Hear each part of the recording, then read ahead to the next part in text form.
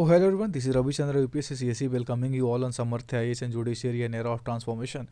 देखिए आज information technology act 2000 में पार्ट 7 की बात करेंगे जिसमें cyber stalking, cyber identity theft, terrorism and hacking की बात करेंगे।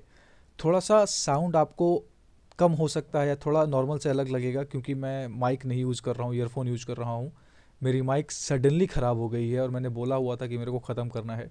सो I am recording the lecture at the midnight of 31st क्योंकि एकदम से इम्पॉर्टेंट है मेरे लिए आप लोगों के 2-3 वीडियोस डालकर ख़त्म करना इस चीज़ को।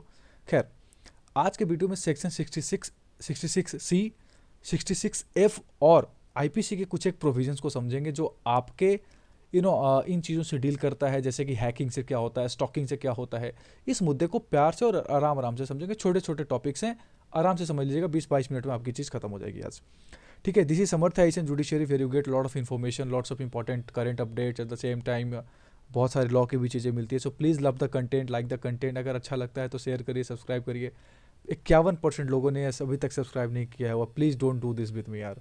Still 51% have not subscribed it. This is not fair, definitely not fair. ठीक है, प्लीज़ उम्मीद करता हूँ आप लोग समझेंगे मेरी बात, मेरे कष्ट को भी समझेंगे। वीडियो को प्लीज़ पूरा देखिए। मैं पीपीटी तो शेयर कर दूंगा पर पूरा देखिए, थोड़ा वॉच टाइम बढ़ेगा। Still my channel is not monetised, इस वजह से मैं बार बार आप लोगों से मॉनेटरी सपोर्ट के लिए कहता हूँ। खैर, चलिए आज अपन बात करेंगे, बहुत ही एक इंपॉर्टेंट टॉपिक से स्टार्ट करेंगे। देखिए वो है साइबर टेररिज्म। अब जब मैं आपसे कह रहा हूँ साइबर टेररिज्म तो अपने आप में एक बहुत ही इंपॉर्टेंट कॉन्सेप्ट वो जनरेट होता है कि टेररिज्म होता क्या है। साइबर टेररिज्म तो बात की बात है, पहले टेररिज्म को समझिए। आज मैं तब 31 दिसंबर 2022 को वीडियो बना रहा हूँ ना, there is no proper definition of terrorism still in the world. पूरी दुनिया में टेररिज्म का अभी भी कोई भी डेफिनेशन नहीं है स्टिल।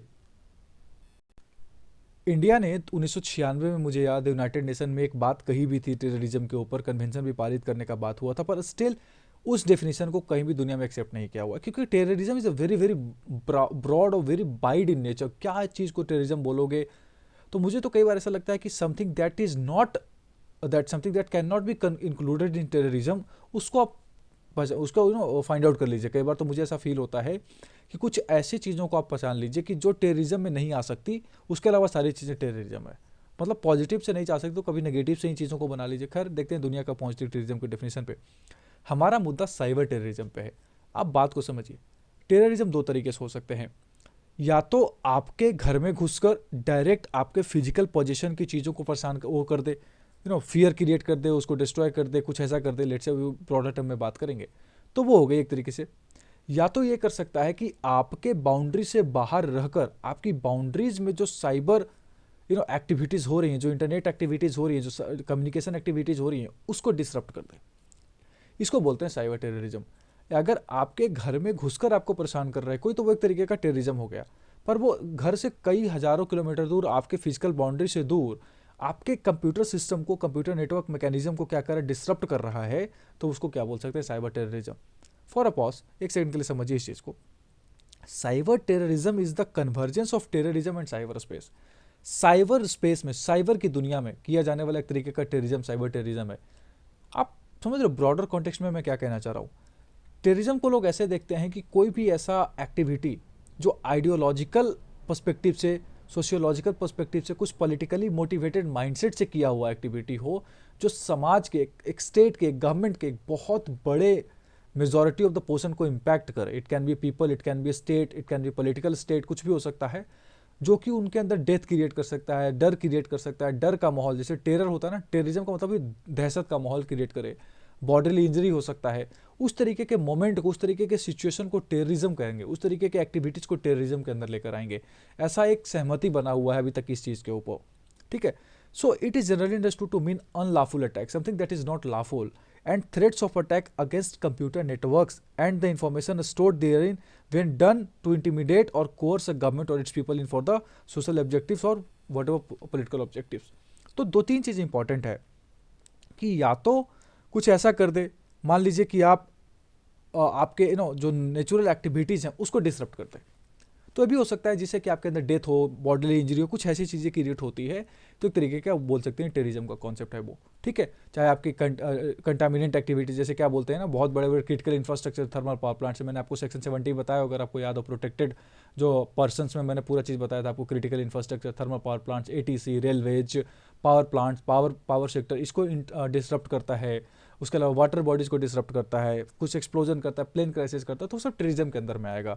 अगर with the help of cyber हो रहा है तो साइबर टेररिज्म इसको बोल सकते हैं, या साइबर टेररिज्म के साइबर के हेल्प से हो या साइबर की दुनिया में हो, उसको क्या बोलेंगे, साइबर टेररिज्म। अगला क्वेश्चन उठता है कि साइबर क्राइम और साइबर टेररिज्म में डिफरेंस क्या है। बहुत ही जेन्युइन सा क्वेश्चन आपके माइंड में उठ रहा होगा कि what is something that can be concluded as cyber crime और something that can not be concluded as cyber crime, और at the same time cyber terrorism क्या है। तो देखिए, साइबर क्राइम क्या है। साइबर की बोलते हैं ना, सोशल मीडिया के पर्दे के पीछे बैठकर किसी को भी अब्यूज करना बहुत आसान बात है। अभी आप मेरे कमेंट में you can write any abusive word, कुछ भी लिख सकते हो आप। It will be a kind of mental impact on me. तो एक तरीके का साइबर क्राइम हो गया कि जहां पे आपने साइबर स्पेस का फायदा उठाकर किसी के अंदर थोड़ा सा मेंटली उसको परेशान कर दिया। सो cyber crime can be anything, like fishing हो गया, साइबर अटैक हो गया, फ्रॉड्स हो गए, ये सब साइबर क्राइम्स में आएंगे। Cyber terrorism is a very very larger context. जब हम बात करेंगे उसका इम्पैक्ट बहुत बड़ा होगा, larger section of the society को इम्पैक्ट होगा, और इसका इम्पैक्ट बहुत बड़े political motivated, socially motivated, ideological motivated section के साथ हो सकता है, उस आइडियोलॉजी के साथ हो सकता है। समझ गए बात को। तो हमारे इंडियन जो इंफॉर्मेशन टेक्नोलॉजी एक्ट है, आईटी जो हमारा एक्ट है, उसके सेक्शन 66F को समझिए। उसमें दिया हुआ है punishment for cyber terrorism. Originally जब आईटी एक्ट बनी थी ना, तब साइबर टेररिज्म की बात हुई नहीं थी, क्योंकि उस जमाने में साइबर टेररिज्म के बारे में किसी ने सोचा भी नहीं था। पर सेक्शन 66F को 2008 में अमेंडमेंट के बाद ऐड किया हुआ, जो कहता है कि हुएवर, कोई भी, with intent to threaten the unity, integrity, sovereignty और सिक्योरिटी ऑफ द कंट्री और इंडिया, और to strike terror in the people और any section of the society और द पीपल। कैसे? बाई या तो डिनाइंग और cause the denial of access to any person authorise to access computer resource, और attempting to penetrate और access a computer resource without authorisation और exceeding authorise access, और कोई कंप्यूटर कंटामिनेंट को डालकर। ऐसे समझिए, छोड़िए अंग्रेजी को। कह रहा है कि पनिशमेंट दिया जाएगा आपको साइबर टेररिज्म के लिए, लाइफ टाइम पनिशमेंट है, लाइफ इम्प्रिजनमेंट है, कि अगर कोई भी इस इंटेंशन के साथ, याद रखिएगा, with intent to threaten the unity और इंटेग्रिटी, या तो अखंडता और एकता, प्रभुता को परेशान थ्रेटन करता है, चोट पहुंचाने की बात होती है, या देश की सोवरिटी या फ्रेंडली रिलेशंस की बात करें फॉरेन नेशंस के साथ, उसको इम्पैक्ट करता है, या फिर टेरर क्रिएट करता है बड़े से सेक्शन के लोगों, बहुत बड़े सेक्शन के अंदर। मान लीजिए 120 करोड़ की पॉपुलेशन है, 50 करोड़ लोगों के अंदर आपने दहशत फैला दिया किसी तरीके का, तो एक तरीके का टेरर हो सकता है। वो कैसे हो सकता है? या तो आपने क्या करा कि किसी को उसके कंप्यूटर सिस्टम को, लार्जर सेक्शन की मैं बात कर रहा हूँ, 50 करोड़ सिस्टम को एक साथ हैक कर दिया, कि लोगों ने अपना कंप्यूटर सिस्टम, अपना कंप्यूटर नेटवर्क, और उसको जिसको वो इजीली एक्सेस कर पा सकते थे, वो नहीं कर पा रहे। अब वो आपने दूर से बैठे से कहीं कर लिया। या तो आपने क्या करा, दूसरे को रोका तो रोका, आपने उसको यूज नहीं करने दिया, और एट द सेम टाइम आप उसमें जो है अनऑथराइज्ड एक्सेस कर लिए। मतलब उसको तो रोक दिया आपने, डिनाई कर दिया, बट कि आप उसमें एक्सेस ले लिए हो। अब आप उसमें जो भी चाहे आप डेटा के साथ खेल सकते हो, मॉडिफाई कर सकते हो, एडिट कर सकते हो, कुछ भी कर सकते हो। या फिर कोई वर्क डालकर, कंप्यूटर कंटामिनेट वायरस डालकर, अगर कोई भी ऐसा एक्टिविटी होता है larger section of the society पे, तो इसको साइबर टेररिज्म के अंदर कह सकते हैं हम। एट द सेम टाइम कुछ क्रिटिकल इन्फॉर्मेशन इंफ्रास्ट्रक्चर को अगर डिसरप्ट करते हो आप, तो उसको बोलेंगे अपन, सेक्शन 70 जो मैंने आपको बता रखा है, उसको बोलेंगे साइबर टेररिज्म के अंदर लेकर आएंगे। ठीक है। फ्रेंडली रिलेशंस की बात करेंगे, security, decency, public order, morality, ये सारी चीज़ें की जब हम बात करेंगे ना, कि नोइंगली और इंटेंशनली कोई ऐसा करता है, या तो आपके एक्सेस को रोके, या तो खुद एक्सेस ले ले अनऑथोराइज, तो उससे जो इंपैक्ट होगा larger section of the society पे, पीपल पे, उसको क्या बोलेंगे, एक तरीके का साइबर टेररिज्म के अंदर में लेकर आ सकते हैं उस पॉइंट को। सजा क्या है? Imprisonment for life. ये सेक्शन 66F था। बात हो गई खत्म साइबर टेररिज्म की। अगला मुद्दा हमारे लिए जो है वो बहुत इंपॉर्टेंट है, वो है साइबर स्टॉकिंग। स्टॉकिंग क्या है? स्टॉकिंग किसको कहते हैं? देखिए, ओरिजिनल आईपीसी जब थी ना 1860 में, तब स्टॉकिंग की बात हुई नहीं थी। बाद में अभी रिसेंटली 10 साल पहले 2013 में स्टॉकिंग के कॉन्सेप्ट को ऐड किया हुआ है, ऐड किया गया आईपीसी के अंदर। आईटी एक्ट में स्टॉकिंग का कोई ऐसा प्रॉपर डेफिनेशन नहीं है, कोई ऐसा सेक्शन नहीं है, पर स्टॉकिंग एज अ होल जब आप देखोगे ना, तो उसको बोलेंगे कि बहुत सारे सेक्शंस को क्लब करके साइबर स्टॉकिंग को बनाया गया है। स्टॉकिंग होता क्या है? जब आईपीसी के सेक्शन 354D को पढ़िएगा, उसमें स्टॉकिंग का डेफिनेशन दिया हुआ है, पर मैं आपको 1 मिनट के लिए समझा देता हूँ। Stalking is all about a human being. मगर हम साइबर स्टॉकिंग की बात करें, इसमें किसी भी इंसान के इन पर्सोना की बात हो रही है, बिल्कुल सामने से उसको परेशान करने की बात हो रही है, रादर उसके डेटा को चोरी करने की बात हो रही है, या उसके समथिंग डेटा इन्फॉर्मेशन से रिलेटेड नहीं है, उस पर्सन को डायरेक्टली आप बुलिंग कर रहे हो, उसको परेशान करो, उसको थ्रेट दे रहे हो, उसको स्टॉक करो, स्टॉक इन द सेंस उसको छेड़ रहे हो, उसको पीछे पड़ गए हो, आप फॉलो कर रहे हो, आप एवरी एक्टिविटी को फॉलो कर रहे हो आप, ऐसा साइबर स्टॉकिंग कह सकते हैं। खैर फॉर अ मिनट आपको मैं साइबर स्टॉकिंग को लेट इट बी स्टॉकिंग के डेफिनेशन को समझाता हूं। सेक्शन 354D 2013 में जस्टिस वर्मा कमेटी के बाद ऐड की गई, जो कहता है एनी मैन, कोई भी पुरुष, जेंडर न्यूट्रल नहीं है, ये जेंडर स्पेसिफिक है ये एक्ट, ये सेक्शन, एनी मैन हु, कि कोई भी पुरुष जब किसी महिला को फॉलो करता है या उससे अटेम्प्ट करता है कांटेक्ट बनाने की, एक पर्सनल रिलेशन डेवलप करने की, पर्सनल इंटरेक्शन के लिए, डिस्पाइट एक क्लियर इंडिकेशन दिया हुआ है महिला की तरफ से कि आप में हम इंटरेस्टेड नहीं है। एक मिनट के लिए, इससे पहले मैं एक सेक्शन बता दूं, जो भी मैंने आपको साइबर टेररिज्म बताया ना, उसमें एक केस है पढ़ना आप लोगों को, राकेश वर्सेस सेंट्रल ब्यूरो का केस है, बड़ी सिंपल सा केस है। 2008 में बहुत सारे सीरियल ब्लास्ट हुए थे दिल्ली में, तो उसका लिंक पाया गया था एक बहुत ही बड़े एक ऐसे मुंबई में एक ऐसे लोकेशन पे जहाँ पे एक अनऑथोराइज्ड वाईफाई एक्सेस किया जा सकता था इजीली, क्योंकि वो उसका पासवर्ड वगैरह नहीं था। तो कुछ लोगों को उसको अंदर देखा गया था, तो बाद में कोर्ट में ही बात हुई थी कि क्या इन सारे केसेस जो अलग अलग जगहों पे उसको ना ऐड किए गए हैं उसको क्लब कर सकते हैं, तो कोर्ट ने ऑर्डर कर दिया था कि आप उसको क्लब कर सकते हैं, कोई इशू नहीं, क्योंकि सबके सब सेक्शंस जो है वो साइबर टेररिज्म के ही अंदर में आएंगे। ठीक है, एक छोटा सा केस था। खैर अभी जो मैं आपको बता रहा था, तो स्टॉकिंग का मतलब समझ गया आप, फॉलो करते हो, कांटेक्ट करते हो, या फिर पर्सनल कांटेक्ट के लिए आप डेवलप कर रहे हो, उसको फॉलो कर रहे हो, कुछ ऐसा उसको फोर्स करो लिटरली, मान लीजिए डिस्पाइट एक क्लियर इंडिकेशन दिया हुआ है कि वो आप में इंटरेस्टेड नहीं है, वो महिला के द्वारा। सेकंड पॉइंट कहता है monitors the use by a women of the internet, email और any other form of electronic communication commits the offence of stalking. या तो सामने से आप फॉलो कर रहे हो तो स्टॉकिंग का जो सेक्शन सब सेक्शन 1 है उसके अंदर वो आ जाएगा, पर जो क्लाउज सब क्लाउज है, पर एक एक पार्ट है वो दिया हुआ है कि अगर आप उसी चीज़ को साइबर दुनिया में कर रहे हो, मॉनिटर कर रहे हो, उसके फेसबुक मान लीजिए उसके प्रोफाइल्स को मॉनिटर कर रहे हो आप, उसके इंटरनेट को मॉनिटर कर रहे हो, उसके इंटरनेट सर्फिंग को मॉनिटर कर रहे हो, उसके ईमेल एक्टिविटीज़ को मॉनिटर कर रहे हो आप, तो एक तरीके का स्टॉकिंग आएगा। पर ये देखिए बहुत ही वेग टर्म है, बहुत ही वेग। फॉर एग्जाम्पल मैं किसी लेडी की अगर प्रोफाइल चेक करूँ फेसबुक पे, इंस्टा पे, तो क्या वो स्टॉकिंग होगा? तो देखिए उसके लिए इंपॉर्टेंट क्या है, इंटेंट बहुत मैटर करता है, with what intention you are doing this, बहुत ही मैटर करता है। एक केस के समझाऊंगा, अभी जो रितु कोहली का केस है, बहुत ही फेमस केस है, इंडिया का पहला केस स्टॉकिंग का, साइबर स्टॉकिंग का। उसमें यही हुआ था कि उनके पति के कुछ कलीग्स ने उनके फेक आईडी बना लिए थे और उनका नंबर वगैरह दुनिया को शेयर कर दिया था। वो मतलब लड़की बनकर चैट कर रहे थे, कि रितु कोहली बनकर चैट करते थे कुछ लोग उनको जानने वाले। बाद में जब पुलिस के पास पहुंची केस, बहुत सारे वल्गर कमेंट्स आए, वल्गर मैसेजेस आने लगे, कॉल्स आने लग गए रितु कोहली को। तो रितु कोहली ने बाद में जब सजेशन के ऊपर क्या किया कि लड़का बनकर वो जो सेम नंबर जो सब जगह सर्कुलेट हो रहा था, जो पुरुष जो फेक आईडी कर रहा था, उनसे बात करी, बाद में उसको पकड़ा गया था। तो वो कह रहा था कि उसने मॉनिटर कर लिया था सारा कुछ, उसके बाद इनके सारी चीज़ों को क्या कर रहा था, वो एक तरीके से मार्केट में पब्लिक कर दे रहा था और लोगों को भड़का रहा था कि इनसे बात करो, ऐसे हैं वैसे हैं, जो भी चीज़ें हैं। तो साइबर स्टॉकिंग का मतलब ये होता है। पर क्या डिसइंटरेस्ट का क्या मतलब होता है, क्लियर इंडिकेशन का क्या मतलब होता है, और at the same time monitoring का क्या मतलब होगा? तो कई बार कोर्ट भी कहता है कि यार साइबर स्टॉकिंग का जो कॉन्सेप्ट है, it's a very vague in nature. इसको इस्टेब्लिश कर पाना आसान नहीं है कि किसको साइबर स्टॉकिंग कहेंगे, किसे नहीं कहेंगे। आप किसके सामने कैसे बोलोगे कि सर मैं तो इस इंटेंट के साथ कर ही नहीं रहा था? तो थोड़ा डेवलप करना काफ़ी डिफिकल्ट हो जाता है, किसी के इंटेंशन को डेवलप कर पाना, कि वो किस इंटेंट से किसी के प्रोफाइल्स को मॉनिटर कर रहा है, उसके ईमेल्स को मॉनिटर कर रहा है, उसके इंटरनेट सब चीज़ों को मॉनिटर कर रहा है। ठीक है, इसमें क्या दिया हुआ है, जो भी ऐसा करता है उसको 3 साल तक की सजा है, बाद में उसको 5 साल तक की सजा भी हो सकती है, साथ में फाइन भी हो सकती है। ये सारी चीज़ें इसमें बताई गई है। ठीक है, गॉट इट। स्टॉकिंग। अब ये वापस चलेंगे।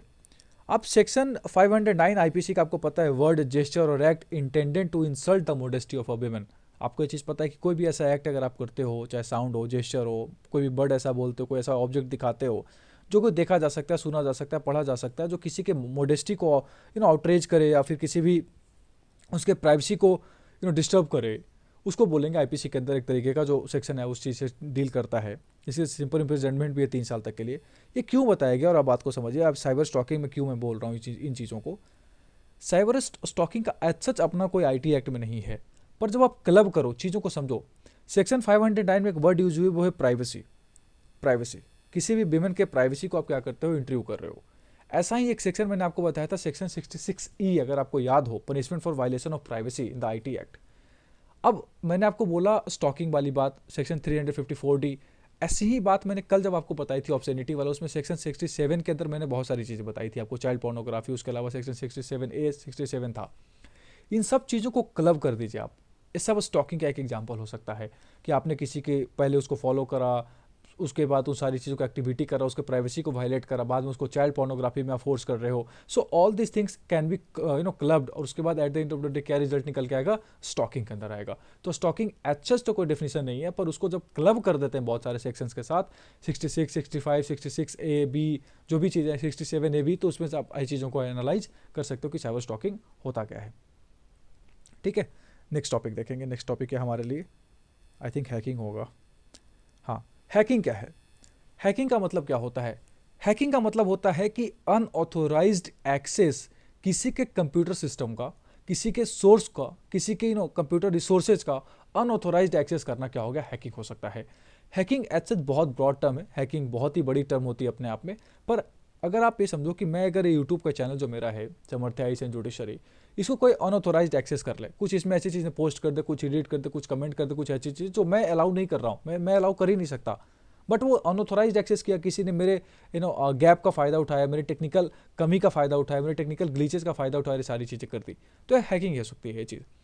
तो अनऑथोराइज्ड एक्सेस करना with intention to access, steal, theft, modify, transmit one's data or information causing wrongful loss and damages is what?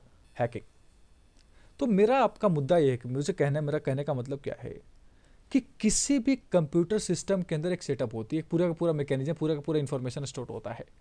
तो कोई भी इस इंटेंशन के साथ आपके सिस्टम को अनऑथोराइज्ड एक्सेस कर रहा है कि उसके अंदर रॉन्गफुल लॉस और डैमेज क्रिएट कर सकता है, और एट द सेम टाइम जो स्टेटस को है आपके इन्फॉर्मेशन का, आपके डेटा को, उसको चेंज कर दे, चोरी कर ले, या फिर उसको मॉडिफाई कर दे, एडिट कर दे, शेयर कर दे, ट्रांसमिट कर दे, कुछ भी ऐसा कर दे, ये सारी चीज़ें हैकिंग के अंदर आएंगी।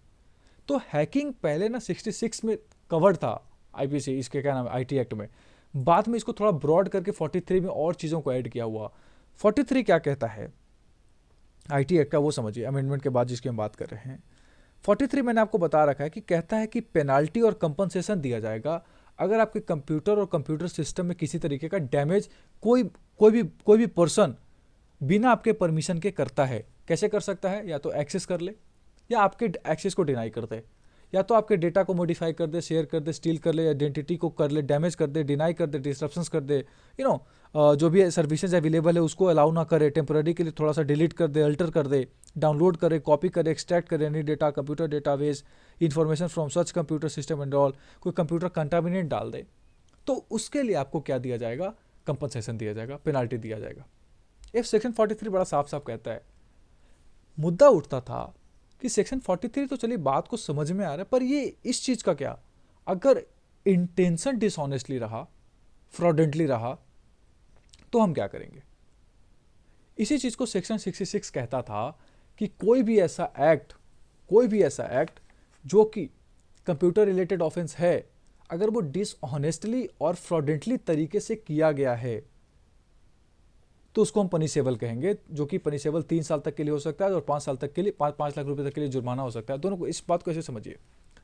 43 कहता है कि कोई भी ऑफेंस आपने किया कंप्यूटर रिलेटेड, इन सारी एक्टिविटीज का, डेटा को चेंज कर लिया, चोरी कर लिया, अल्टर कर दिया, एंड ऑल, तो इसमें सिर्फ और सिर्फ पेनाल्टी और कंपनसेशन की बात थी। पर अगर वही इंटेंशन डिसऑनेस्टली रहा और फ्रॉडेंटली रहा, तो आपको सजा है 3 साल तक के लिए, 5 लाख का जुर्माना है। अगर आपने सारी चीज़ें करी है with the intention, dishonestly intention और फ्रॉडेंट इंटेंशन, तो आपको 3 साल तक के लिए सजा हो सकती है और 5 लाख का जुर्माना हो सकता है। तो सेक्शन 66 और सेक्शन 43 में अगर डिफरेंसेस लिखने आए तो इंपॉर्टेंट डिफरेंसेस क्या है? 43 is all about penalty and compensation for any computer related offenses that can alter, steal, theft, modify and whatever things that I said. But section 66 is all about if the act is committed with the dishonest intention or fraudulent intention, then that will be included in the section 66 और उसके लिए 3 साल की सजा है और 5 लाख का जुर्माना है। ये बहुत इंपॉर्टेंट था। तो हैकिंग तो कुछ भी हो सकता है। If anything is like unauthorised access, तो वो हैकिंग है। मुद्दा क्या है देखना कि that hacking is caused under the influence of dishonest or fraudulent manner intention or it is something just a a crime. Just a crime in the sense कि कोई इंटेंशन ऐसा नहीं था, बस आपके एक्सेस को ट्राई कर रहा था या फिर अनऑथोराइज्ड एक्सेस था. फॉर एग्जांपल कई बार एजेंसीज आपके कई बार जैसे आईवी रॉ वगैरह को अलाउ होता है आपके एक्सेस कर ले इन्फॉर्मेशन को, पर कई बार उसका उनको भुगताना मतलब भुगतान भी करना पड़ता है कोर्ट वगैरह में, तो उनको सिर्फ और सिर्फ कंपनसेशन की बात हो जाएगी क्योंकि उनका इंटेंशन है नहीं dishonest fraudulent intention because they are authorised agencies. पर कुछ ऐसे बॉडीज ही होते हैं जिनको ऑथोराइज नहीं होता पर वो डिसऑनेस्ट और फ्रॉडलेंट तरीके से क्या करते हैं, इन्फॉर्मेशन को स्टील करते हैं. उनके लिए एक एग्जाम्पल बहुत अच्छा है. ठीक है, ये बात इंपॉर्टेंट है. आपके लिए सब केसेस इंपॉर्टेंट थे. कुछ केसेज हैं जैसे एक हैकिंग का ही केस, एक आंध्र प्रदेश का केस है, उसमें सेम चीज़ था कि एक कंपनी के कुछ लोगों ने अनऑथोराइज्ड एक्सेस कर लिया था अपने कंप्यूटर सिस्टम का, तो उसके ऊपर एक केस थी. कोई ऐसा इंपॉर्टेंट था नहीं.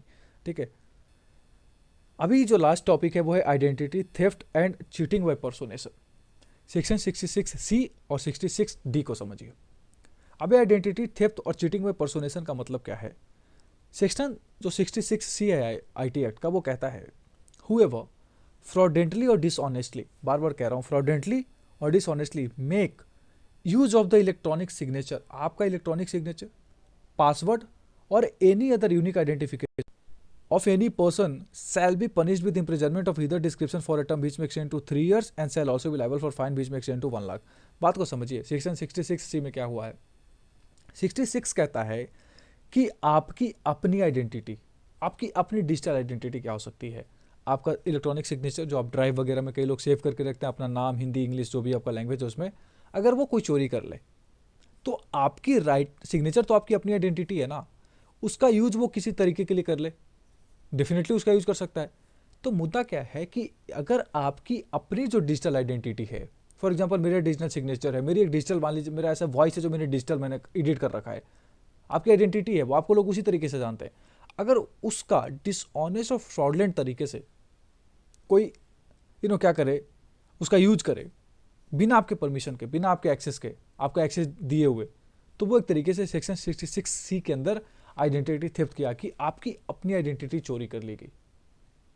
उसके लिए सजा है 3 साल का. 66D में कहता है चीटिंग बाय पर्सोनेशन. चीटिंग बाय पर्सोनेशन क्या होता है कि मैं हूं, मान लीजिए ए, मैं हूं एक ए और मैं लोगों को कह रहा हूं कि मैं हूं बी और आप मुझे काम करके दे दीजिए. मतलब लोगों को फोर्स कर रहे हो ये एज्यूम करने के लिए कि आप वही व्यक्ति हो जो जिसके पास अथॉरिटी है किसी भी इंफॉर्मेशन को जानने की. फॉर एग्जाम्पल, आप में से कई लोगों को कॉल आया होगा जीवन में कि मैं एसबीआई बैंक मैनेजर से बोल रहा हूँ, मैं इस पर्टिकुलर बैंक मैनेजर से बोल रहा हूँ, क्योंकि मेरे फादर को कल ही उन्होंने मुझे कहा कि एक बंदा जो एसबीआई बैंक मैनेजर के नाम पे उनको कॉल कर रहा था एंड उनसे कुछ इन्फॉर्मेशन क्रेडिट कार्ड वगैरह के बारे में जानने का ट्राई कर रहा था. तो पापा ने उनको डिनाई कर दिया, डेफिनेटली मुझे बताया इनके बारे में उन्होंने. तो वो चीज़ होती है कि जब आपको कोई एक्चुअली में है वो नहीं, पर वो कुछ ऐसा बनकर आपसे इन्फॉर्मेशन निकालना चाह रहा है, उसको बोलेंगे चीटिंग बाय पर्सोनेशन. अगर आपने ये देखा होगा जाम तारा वेब सीरीज, जाम तारा देखा होगा आपने, तो जाम तारा वेब सीरीज में क्या है, जाम तारा वेब सीरीज में क्या है, फिशिंग की बात हुई है. फिशिंग क्या होता है, इसमें कई सारे लोग क्या करते हैं कि कई लोगों को फ़ोन नंबर पे कॉल करेंगे, उनसे डेबिट कार्ड नंबर मांगेंगे, सीवीवी मांगेंगे, ओटीपी मांगेंगे और उसके बाद उनके अकाउंट से पैसे ड्रॉ कर लेंगे.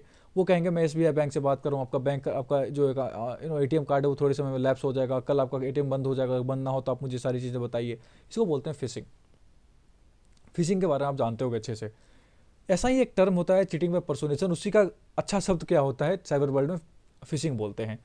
स्पेशल 26 का एक एग्जांपल देता हूँ मैं आपको, अगर आपने मूवी देखी होगी तो उसमें अक्षय कुमार, अनुपम खेर वगैरह क्या करते हैं कि सीबीआई के लोग बनकर, सीबीआई के एम्प्लॉय बनकर लोगों के यहाँ जाते हैं, रेड मारते हैं, पैसा वहाँ से निकाल लेते हैं. एक्चुअली में वो होते नहीं है सीबीआई के एम्प्लॉय. 2 चीज़ें क्यों बताई मैंने. ये जो फिशिंग अटैक्स हो रहे हैं जामतारा जैसी वेब सीरीज में दिखाया गया है, ये होता है साइबर की दुनिया में, और सेक्शन 66D इसी को कवर करता है. जो स्पेशल 26 में दिखाई गई है सामने से जाकर, वो साइबर वर्ल्ड में नहीं हो रही है, वो तो फिजिकल तरीके से हो रही है ना. वो सेक्शन 66D नहीं डील करेगा, वो आईपीसी की सेक्शन डील करेंगे. ये इंपॉर्टेंट है आपके लिए जानना.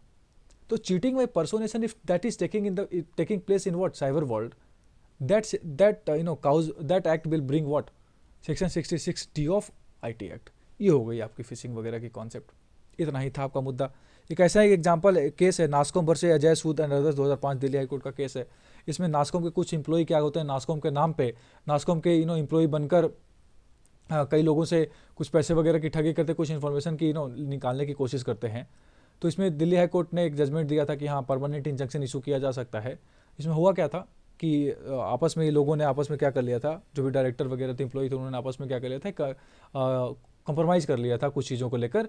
तो बाद में हाईकोर्ट ने ऑर्डर दे दिया कि हाँ एक परमानेंट इंजंक्शन इशू किया जा रहा है, ताकि आप लोग जीवन में इस तरह की एक्टिविटीज़ को करने से रिफ्रेन, मतलब आपको रिफ्रेन किया जाता है, आप एक्टिविटीज़ करेंगे नहीं, बनकर नास्कॉम के मेंबर्स या नास्कॉम के एम्प्लॉय बनकर किसी को ठग या इन्फॉर्मेशन निकालने का ट्राई करेंगे नहीं। यही इस केस में था और कुछ था नहीं। एक्ट ऑफ इसमें फिशिंग वगैरह को लाया गया था लाइट में कि फिशिंग क्या होता है, कुछ बनकर चीटिंग बाय पर्सोनेशन का कॉन्सेप्ट इसी चीज़ में आया था। ठीक है, ये सारी चीज़ें इन्फॉर्मेशन थी जो मैंने आपको दिया, सेक्शंस का इन्फॉर्मेशन बता दिया आपको पेपर में डायरेक्ट आएंगे सवाल, इसके बारे में लिखना है, कुछ एग्जांपल्स हैं लिखने, वो चीज़ों को बताइएगा, कुछ और एग्जांपल्स अपने हिसाब से सोचिएगा और फिर उसके बाद दीजिएगा। This was all about the video जो मैंने आपको बताया 4 टॉपिक्स को एक साथ क्लब करके, और बाकी सारे टॉपिक्स भी जल्दी अवेलेबल हो जाएंगे। This is me summarization judiciary and era of transformation is signing off. Please like the video, subscribe the channel, तो लोगों के साथ शेयर करिए, अच्छा लगता है तो कमेंट करिए, बताइए मुझे कैसा लगता है। Thank you.